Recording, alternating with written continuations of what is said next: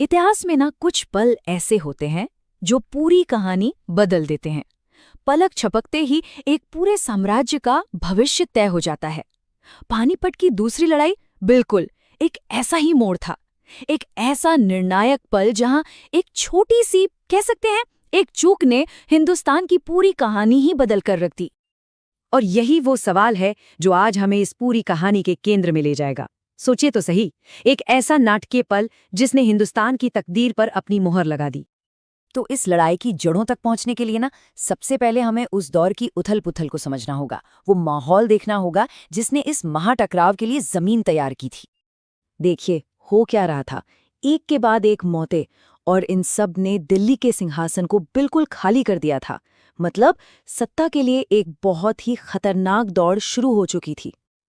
और इस खालीपन ने मुगल साम्राज्य की सबसे बड़ी कमजोरी को दुनिया के सामने ला खड़ा किया। और वो कमजोरी क्या थी? उनका वारिस, जो महज 13 साल का एक लड़का था। तो ऐसे में सीन में आते हैं बैरम खान। और ये कोई मामूली जनरल नहीं थे, नहीं, ये थे उस सिंहासन के पीछे की असली ताकत। एक ऐसा शख्स जिसके कंधों पर पूरी मुगल सल्तनत को बचाने का भारी भरकम जिम्मा था। लेकिन कहते हैं ना, किसी की कमजोरी किसी और के लिए एक सुनहरा मौका बन जाती है। और ठीक ऐसा ही हुआ। एक ऐसा योद्धा उभर रहा था जो इस पूरी उथल-पुथल को, इस अराजकता को अपनी ताकत बनाना बखूबी जानता था। हेमू का सत्ता में आना किसी तूफान से कम नहीं था। बिल्कुल तूफान की तरह एक के बाद एक जीत, शहर के शहर पर कब्जा, और देखते ही देखते वो मुगलों के लिए एक बहुत बहुत बड़ा खतरा बन गया। और देखिए, हेमू का मकसद बिल्कुल साफ था, एकदम क्रिस्टल क्लियर। हिंदुस्तान से मुगलों का नामो निशान मिटा देना। तो अब ये सिर्फ एक जंग नहीं रही थी, नहीं, ये मुगलों के वजूद की लड़ाई बन चुकी थी। तो अब ये दोनों ताकतें इतिहास के मैदान में टकराने के लिए बिल्कुल तैयार थीं। ये एक ऐसी लड़ाई होने वाली थी जिसमें जो हारता उसके लिए कुछ भी नहीं बचने वाला था। सब कुछ दांव पर था। तारीख तय हुई 5 नवंबर 1556 और जगह पानीपत। जी हाँ, वही ऐतिहासिक मैदान जो पहले भी एक बड़े साम्राज्य की किस्मत का फैसला लिख चुका था। अब जरा देखिए, जब दोनों सेनाएं आमने सामने आईं तो कागज पे, मतलब ऑन पेपर, मुगलों की हार लगभग तय लग रही थी। क्यों? क्योंकि उनकी फौज हेमू की विशाल सेना के मुकाबले में बहुत बहुत छोटी थी। और ये अंतर कोई मामूली अंतर नहीं था। हेमू के पास सैनिकों की एक इतनी विशाल फौज थी ना कि वो मुगलों पर भारी पड़ने के लिए बिल्कुल काफी थी। हालात मुगलों के खिलाफ थे। लेकिन रुकिए, ये लड़ाई सिर्फ संख्या की नहीं थी। ये दो बिल्कुल अलग अलग युद्ध रणनीतियों का टकराव था। एक तरफ थे मुगलों का अनुशासन और उनका सबसे बड़ा हथियार तोपखाना, तो दूसरी तरफ था हेमू के हाथियों का वो जबरदस्त सीधा हमला। और फिर लड़ाई शुरू हुई, और जैसा कि सबको लग रहा था, हेमू की सेना ने कहर बरपाना शुरू कर दिया। सच में ऐसा लग रहा था कि मुगलों की हार बस कुछ ही पलों की बात है। हेमू के जो जंगी हाथी थे, उन्होंने मुगल सेना की लाइनों को एक एक करके रौंदना शुरू कर दिया था। मुगलों के जो फ्लैंक्स थे, यानी कि सेना के किनारे, वो इस हमले के नीचे पूरी तरह से ढह रहे थे।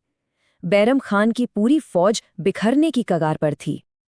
और तभी, ठीक उसी पल, जब लग रहा था कि सब कुछ खत्म हो गया, किस्मत ने अपना पासा फेंका। उस भयानक युद्ध के शोर में बस एक अनजान तीर हवा में उठा और अपने निशाने पर जा लगा।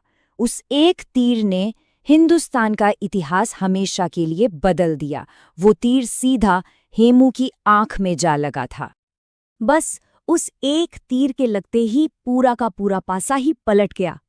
हेमू बेहोश होकर अपने हाथी से नीचे गिरा। उसे गिरता देख उसकी सेना में भगदड़ मच गई, और जो जंग वो जीत रहे थे, जो जंग जीती हुई लग रही थी, वो बस एक पल में एक बड़ी हार में बदल गई। अब इस जीत का असर सिर्फ उस युद्ध के मैदान तक ही सीमित नहीं रहा। नहीं, इसने आने वाले पूरे हिंदुस्तान के भविष्य की नींव रखी। इस एक जीत का मतलब क्या था? इसका मतलब था कि मुगलों का सबसे बड़ा दुश्मन हमेशा के लिए खत्म हो गया था। दिल्ली और आगरा वापस उनके कब्जे में थे। और सबसे जरूरी, 13 साल के अकबर का शासन अब सुरक्षित था। दिल्ली का तख्त उनके लिए बिल्कुल साफ हो चुका था। तो ये सिर्फ एक लड़ाई में मिली जीत नहीं थी, बल्कि ये वो नींव का पत्थर था जिस पर आने वाली कई सदियों तक चलने वाले एक शानदार, एक विशाल मुगल साम्राज्य की इमारत खड़ी होने वाली थी। बिल्कुल, इसी जीत ने अकबर को वो मौका दिया कि वो एक मजबूत, एक सेंट्रलाइज्ड यानी कि केंद्रीकृत शासन बना सके, एक ऐसा शासन जिसने बाद में पूरे उपमहाद्वीप को एक सूत्र में बांध कर रखा। और आखिर में एक सवाल जिसके साथ आज की ये चर्चा खत्म करते हैं। जरा सोचिए, सिर्फ एक पल के लिए सोचिए, अगर वो एक तीर, बस वो एक तीर अपने निशाने से चूक जाता, तो आज हिंदुस्तान का इतिहास, इसकी कहानी, इसका भूगोल क्या होता?